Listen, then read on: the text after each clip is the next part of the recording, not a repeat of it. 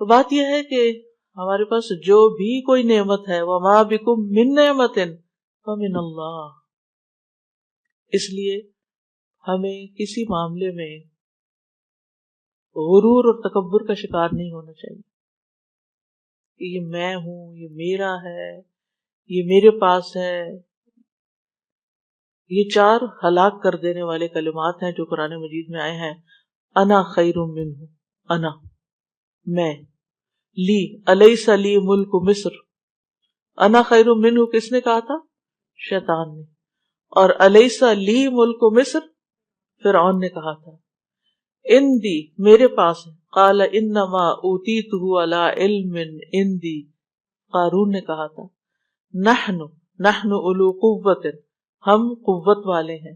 یہ کس نے کہا تھا؟ سبا کے ملکہ سبا جو تھی اس کے درباریوں نے کہا تھا. ہم، لیکن ان سب کی قوت اور پاور اور ان کے اختیارات اور ملکیت پھر کہاں گئی؟ یہ عام لوگوں جیسے نہیں تھے، ان کے پاس بہت بڑی بڑی قوتیں تھیں، بہت بڑا بڑا اختیار تھا. وہ چلا گیا تو پھر ہم جیسے معمولی لوگوں کا کیا حال ہے؟ اس لیے کسی بھی چیز پر فخر اور غرور نہیں ہونا چاہیے. وَتُعِزُّ مَن تَشَاءُ وَتُذِلُّ مَن تَشَاءُ، تو ہی جسے چاہتا ہے عزت دیتا ہے اور جس کو چاہتا ہے ذلت دیتا ہے.